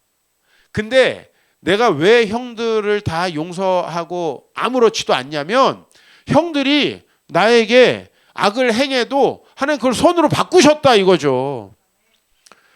개척을 하고 지금까지 오면서 저도 뭐 다 좋은 일만 있었던 건 아닙니다. 사람들이 모이는 곳에는요 좋은 일만 있을 수 없어요. 우리 다 부족하기 때문에. 35살 때 얼마나 목사로서 젊습니까? 그죠? 너무 어리죠. 준비가 너무 안 돼 있었습니다. 준비가 안 돼 있었기 때문에 또 좋은 점은 이런 것 같아요. 기성화도 안 돼 있어. 그죠? 근데 준비도 안 돼 있었어요, 저는. 그래서 참 부족한 사람이 이제 하나하나 깨져가면서 배우고 있는 시기에 사실 참 경제적으로 어렵고 힘든 시기였어요. 그런데 그때 저희 교회에 이제 어떤 목사님 아들이 제가 청년부 때 가르쳤던 자매랑 결혼해가지고 새 가족으로 왔어요. 근데 참 제가 그 자매를 워낙 신뢰하고 또 워낙 인격이 출중했던 자매님인데 같이 오니까 저도 참 좋았죠. 근데 이 형제가 또 아버지에게 나름 어렸을 때부터 받은 상처가 많았나 봐요. 처음에는 저하고 잘 지냈는데 이제 제가 그런 것까지 다 알고 그 친구를 품어줬어야 되는데 저도 이제 아까 젊어서 어리고 잘 몰랐다 그랬잖아요. 이 형제가 저한테 섭섭하고 힘든 일이 있으니까 나중에 저에 대해서 막 안 좋은 얘기를 퍼뜨리고 교회를 떠났어요. 근데 교회를 떠나서도 이 형제가 계속 연락해서 많은 분들이 교회를 또 떠났어요. 뭐 그래봤자 전체로 하면 얼마 안 되지만은 교회가 그땐 크지 않았으니까. 그래서 처음에는요, 딱 그 사건만 생각할 때 너무 속상하고 목회하고 싶지 않더라고요. 왜냐면 내가 정말 순수한 마음으로 하나님 앞에 헌신해서 개척을 했는데 개척해가지고 내가 제일 먼저 당한 일이 그런 일이다 보니까 참 하나님이 개척을 할 때 도와주시고 막 해주셨던 건 하나도 기억 안 나고 억울한 생각만 내 마음속에 이제 가득한 거죠. 그냥 딱 그런 적 목사님은 없으신지 모르겠지만 그냥 딱 옷 벗고 싶다. 예, 목회 그만하고 싶다. 그 생각이 딱 들더라고요. 그래가지고 이제 뭐 돈 많은 사람들은 그럴 때 뭐 미국도 한 번씩 가고 그러겠지만 우리 목사들이야 뭐 기도원밖에 갈 데가 더 있나요? 기도원을 갔습니다. 하루 이틀 기도하면서 이제 원장님하고 상담도 하고 그러는데 보이기 시작하는 게 있는 거예요. 처음에는 딱 그 사람하고 그 사람 잘못한 것 때문에 내가 힘든 것만 보여요. 처음엔 다 그것만 보여요. 근데 이제 그 같이 있었던 성도님들 중에 떠나신 분들이 좀 보이기 시작하는 거예요. 교회가 처음 개척되면은 아무래도 이런저런 사연 있는 분들이 오시는 경우가 있어요. 근데 저희 교회는 그 강남에 큰 교회들이 둘러싸고 있는 그 지역이에요. 정말 강남에 가면 엄청 큰 교회 많잖아요. 그 교회 이제 청년부에서 생활하다 결혼하시는 분들이 많잖아요. 그러면 사실은 정말 많은 분들의 축하를 받고 이제 결혼을 했다가 가정이 깨지는 경우가 있죠. 그러면은 그 교회를 나가기가 어렵죠. 그렇죠? 왜냐면 뭐해? 걔는 뭐해? 그 찬양 이렇게 앞으로 하더니 걔 뭐해? 뭐 그러면은 헤어졌어. 뭐 이럴 수 없잖아요. 그죠? 그러니까 이제 이런 자매님들이 새로운 교회 아무도 없는데 이렇게 온 거예요. 온 거야. 근데 이제 상처도 이미 있는 데다가 저를 잘 알지 못하는 상황에서 온 새 가족들이 많이 교회를 떠나셨어요. 그러니까 내가 성숙하지 못해서 내가 공동체를 잘 지키지 못하니까 이렇게 힘든 영혼들이 피해를 보는구나. 거기까지 이제 내 생각이 좀 확장이 되게 됐어요. 그러면서 야, 교회라는 곳이 이렇게 영적이고 이렇게 목회자가 깨어서 기도해야지. 우리가 왜 기도합니까? 그죠? 그죠? 왜 방언을 하면서 왜 그냥 애간장을 태우면서 기도합니까? 사탄의 세력이 장난 아니거든요. 그거를 깨트리려고 우리를 넘어뜨리려고 특히 가능성 있는 교회일수록 더 시험을 하지. 여러분 냅둬도 어차피 아무 짓도 안 하는 사람을 뭐하러 시험해요? 그죠? 사단의 입장에서도 전력 낭비지. 냅둬도 맨날 교회 가면 불평하고 아무것도 안 하는 애를 뭐하러 시험해? 걔는 그냥 지금 그대로 활동 잘하게 냅두면 되는 거지. 근데 교회가 세워져서 뭔가 할 것 같다. 그럼 거기에 사탄이 틈타는 거예요. 제가 너무 순진하고 아무것도 몰랐던 거죠. 그 사건을 통해서 딱 알게 된 거예요. 아, 우리가 영적으로 무장해야 되겠다. 그래서 그때까지 주로 교제 중심으로 제가 계속 교회를 했었어요. 예배 드리고 나머지 시간 계속 노는 거예요. 같이 먹고 뭐 당구 치고 놀고 막. 근데 그때부터 아니 당구도 그 앞에 또 있으니까 이렇게 또 형제들 가서 근데 그때부터요. 정말 이제 하나님의 말씀을 나누고 기도하는 쪽으로 아주 이제 좀 전력을 다하기 시작했어요. 그래서 저희가 이제 매일 밤마다 기도회를 하고 그 다음에 제가 좀 21세기에 맞게 또 새로운 젊은 분들에게 맞게 이제 교재를 개발하기 시작했어요. 그래서 열심히 공부하고 가르치고 비전을 나누고 교회가 뭔지 또 어떻게 우리가 신앙생활을 해야 되는지 하나님 나라가 뭔지 이거를 이렇게 하다 보니 지금 이렇게 책들이 나온 거고요. 그때 열심히 하다 보니까 참 그때 그 형제가 나간 거를 기점으로 해가지고 지금까지 16년 정도가 지났어요. 그 일이 정리되고 그리고 전혀 분란이 없이 너무 아름답게 공동체가 커간 거예요. 자, 질문 하나 드릴게요. 제가 그 형제 지금 미워할 것 같아요? 아니에요. 다시 만나면 진짜 맛있는 음식도 사주고 싶고 또 자녀도 3명 낳았다고 하더라고요. 자녀애들에게 용돈도 주고 싶어요. 저는 그 친구를 생각해도 하나도 마음이 힘들지 않아요. 저는 지금 생각해서 마음이 힘든 사람이 없어요. 왜? 다 하나님이 그 시기에 그것을 통해서 배우게 하셨어요. 우리 형제 자매님들은 뭐 생각하기 어려운 문제인데, 저는 두 교회에서 7년 동안 이제 부교역자 생활을 했거든요. 근데 두 교회가 다 PD 수첩에 나왔어요. 대한민국의 기록이에요, 이거. 예. 어떻게 두 교회 일했는데 두 교회가 다 PD 수첩 나오냐고. 청년들 모자이크하고 이렇게 막. 여러분, 제가 교회에 대해서 그렇게 건강한 생각을 하기가 어렵겠죠, 그렇죠? 그렇게 보여요, 저? 아니, 저는 되게 소망 넘치거든요. 왜냐하면 하나님께서 그걸 통해서 교회가 바뀌어야 될 부분을 보게 하신 거예요. 근데 그걸 트라우마로 받아들이는 사람은, 교회가 이런데 뭐하러 거길 교회를 다녀? 한국 교회는 다 썩었어. 아니에요. 그런 교회들을 하나님께서 저에게 먼저 보게 하셨기 때문에 저는 그래서 건강한 교회, 하나님 나라가 작동하는 아름다운 교회가 뭔가라는 거에 대한 고민을 깊이 하게 된 거죠. 누가 그런 고민을 깊이 합니까, 사실. 그죠? 가정에 어려운 일들이 있었어요. 그러면 가정에 어려운 일이 있는 사람들을 잘 이해하게 되잖아요. 우리가 그런 것들을 마음에 잘 해결받고 또 다른 사람을 도와주면서 그게 교회가 되는 거거든요. 근데 그 상처 때문에 맨날 나는 이랬어, 이렇게 힘들었어 하는 사람은 결국은 자기도 망치고 다 망쳐버린다는 거죠. 그래서 힘든 가정에서 자란 사람이 또 결혼을 해서 그 가정도 깨질 가능성이 많은 거예요. 이게 참 가슴 아픈 지점이에요. 원래는 힘들게 살았으면 예수 믿고 잘 살아야죠.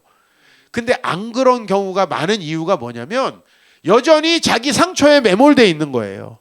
과거를 전혀 해결하지 못하는 거예요. 그렇게 하면 여러분, 둘째 아들의 이름이 뭐였죠? 에브라임이었죠? 그 말씀 한번 읽어보겠습니다. 52절. 차남의 이름을 에브라임이라 하였으니 하나님이 나를 내가 수고한 땅에서 번성하게 하셨다 함이었더라. 사실 인생의 복이라는 게요, 내가 수고한 것만큼 열매를 거두는 거죠. 그죠? 그게 가장 큰 축복이거든요. 저는 인생은 어차피 다 힘들어요. 목회만 힘들어요? 여러분, 직장생활 얼마나 힘들어요? 어느 사회에서 내가 인정받기 위해서 얼마나 힘듭니까? 그러고 나서 가정을 세우는데 가정은 더 힘들어. 다 경험해 보셨을 거예요. 그런데 그 수고한 땅에서 번성하게 하는 열매는 어떻게 얻어지냐 하면 므낫세를 해야 얻어지는 거예요. 우리는 다 에브라임 해달라 그러거든요. 좋은 회사 보내달라. 좋은 회사 보내줘도요, 상처 있는 사람은 가서 상처 입고 나옵니다. 좋은 교회를 보내달래. 스펄전 목사님이 한 얘기가 있어요. 진짜 좋은 교회를 발견하면은 꼭 나한테 얘기해 줘라. 그리고 넌 가지 마라. 너가 가면 그 좋은 교회가 깨진다. 그런 교회 없어요, 여러분. 완벽한 교회는 없다고요. 근데 우리는 좋은 교회를 찾게 해주세요. 좋은 친구 만나게 해주세요. 좋은 친구가 나 만나서 망가지면 어떡해. 맨날 상처받았어. 나 이것 때문에 힘들어. 너 이것 때문에 힘들어. 그러면 그 사람도 망가지는 거예요, 같이. 맞죠? 그래서 에브라임이 있으려면은 다 에브라임 축복이 있길 바랍니다. 그러려면은 반드시 므낫세의 축복이 먼저 있어야 한다는 거예요. 내 과거에 대한 정리가 돼야 되는데, 그거 뭐 과거를 훌훌 털어버리고 런던 갔다 오면 과거가 없어져요? 런던에 갔을 때는 없어졌는데 한국 오는 기차표에 비행기에서 다시 생기잖아. 안 그래요? 여기서 뉴욕 동부 갔다 오면 없어져. 동부에 계속 있을 때는 없어. 다시 들어오면 생기잖아요. 회사의 트라우마가 휴가 한 몇 개월 받는다고 없어지냐고요. 아니에요. 그 현장에서 없어져야 되는 거예요. 그럼 어떻게 없어지냐 하면 주어가 하나님일 때 없어진다, 이 말씀이에요. 하나님일 때. 그래서 여러분이 정말 그런 그 하나님께서 여러분의 모든 과거를 재해석하고 재창조하게 하셨으면 좋겠어요. 감추지 마세요. 어느 날 목사님 보고 또 그 사람 생각나네, 이런다니까요. 어쩌라는 거예요. 다 성장하는 거예요. 그 과정이, 우리가 성장하는 거, 그걸 트라우마로 보면 안 돼요. 우리는 너무나 부족해서 때로는 힘든 일을 가지고 성장하는 거예요. 여러분, PT 되게 힘들지 않아요? PT 받아보신 분들? 나는 왜 군대 얼차려는 막 짜증내고 PT는 돈 주고 받는지 이해가 안 돼요. 난 군대 얼차려가 더 편하더라고. 근데 PT 돈 내고 받아본 적은 없는데 연예인들 PT 하는 정주호 집사라고 있어요. 그분 제가 좀 가까워가지고 목사님 오늘 PT 한번 하고 가실래요? 그랬는데 나 유격보다 더 힘들더라고. 옆에서 계속 자세까지 막 교정한 목사님 그렇게 하시면 안 됩니다. 허리를 피고 하셔야 됩니다. 죽는 줄 알았어. 여러분 하나님 PT 시켜주는 거예요. 왜 PT는 돈 내고 하고 왜 얼차려 주면 싫어해요? 하나님 그 모든 과정이 우리를 사실 키워가는 과정이고 목사님들이 어려움을 겪으면서 크거든요. 그 어려움을 못 견디고 계속 트라우마가 되는 사람은 도태돼 버리는 거예요. 그걸 이겨내고 승리하는 사람만이 남는 거예요. 그게 목사님들만 그렇습니까? 여러분들도 마찬가지입니다. 그래서 그런 좋은 곳을 찾아다니는 게 아니고 정말 하나님이로 주어를 바꾸는 거죠. 무조건 앞으로 하나님이 나를 보내셨다. 아, 코감기 걸려 죽겠는데 또 여기 왜 오라 그래가지고 기복 목사님 이게 아니죠. 그게 아니라는 거예요. 예? 그럼 또 우리 목사님한테 또 나를 소개해준 오클라호마의 그 정 목사 걔는 왜 소개해줘가지고 이런 게 이렇게 하면 이게 무슨 인생이 되냐고요. 하나님이 나를 보내셨다. 전 그걸 찾는 거예요. 왜 보내셨을까? 비행기 내린 지 몇 시간 되지도 않았는데 나를 왜 보내셨을까? 또 그걸 찾는 거예요. 그러다 보면 어디 가서나 하나님 보내신 이유를 찾고 그 다음에 그 이유를 찾아가는 인생이 얼마나 즐거워요. 왜인지 모르고 오지만 이래서 오라고 하셨구나. 이렇게 알아가는 거예요. 순종을 안 해버리면 아예 안 되는 거죠. 제가 이 설교를 많이 해요. 많은 교회에서. 근데 이 설교를 정말 저희 막내가 꼭 나중에 많이 듣길 바래요. 이게 유튜브에 많이 돌아다닐 거니까. 사실 저희 그 막내는 제가 이제 자녀가 넷인데 세 놈은 이제 우리 와이프하고 결혼해서 낳고 요 마지막은 입양을 한 아이예요. 지금 9살인데 5살 때 저희 집에 왔어요. 좀 하나님 마음 주셔가지고 남들이 다 만류하는 연장아 입양을 했어요. 힘들다고 하는. 다 알아요 우리 아이. 가끔 이제 우리하고 해프닝들이 좀 있는데 우리 이제 첫째가 지금 이제 재수해가지고 시험 봐서 이제 이번에는 아마 좀 원하는데 갈 것 같아서 이제 어제 문제지 다 버리더라고요. 문화세 싹 버려버리더라고요.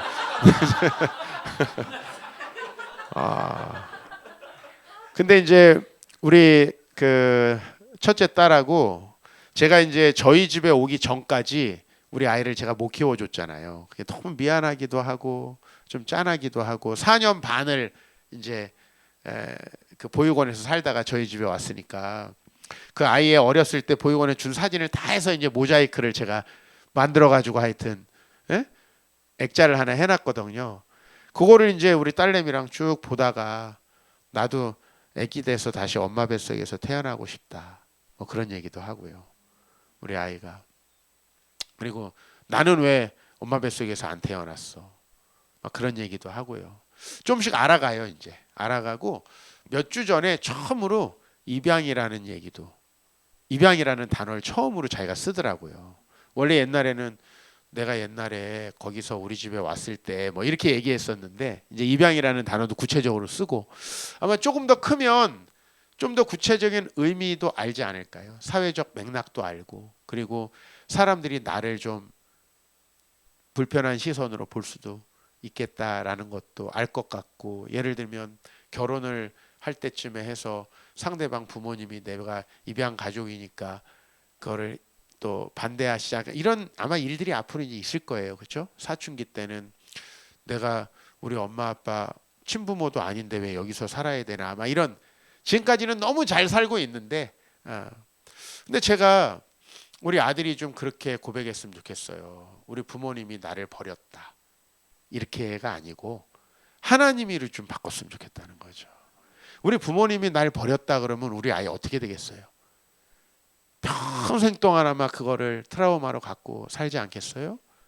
어떤 일을 하더라도 그게 자기를 가로막지 않겠어요? 근데 하나님이 정말 나를 구원해 주시고 나에게 더 좋은 가정을 주시고 더 큰 축복을 하시기 위해서 나를 새로운 엄마 아빠한테 보내셨구나. 하나님이 보내셨다라고 생각하고 살아가면 제가 이제 그때쯤에는 좀 세상 말로 눈을 감을 수 있을 것 같아요. 우리 아이가 그렇게 해주길 바라요. 여러분, 우리 아이 같은 그런 상황, 그런 그 어려운 어떻게 보면 과거를 가진 분들은 없길 바라고, 또 아예 없길 바라지만은 우리한테는 또 그런 일들이 다 크고 작게는 있잖아요. 그 일들에 사로잡히면 하나님 은혜가 없어요. 하나님 나라는 우리 삶에 안 와요. 왜? 여러분은 그 상처에 반응하지 하나님 말씀에 반응하지 않을 거거든요. 그러면은 어떻게 하나님 나라가 오겠어요? 그렇죠? 저는 여러분들이 정말 오늘부터 이제 시작해서 첫날 제가 이런 말씀을 전하는 거는 아무리 말씀을 전하고 이 시간에 뜨거워도요. 집에 가서 냉랭해지는 건 바로 이 문제가 해결 안 돼서 그래요.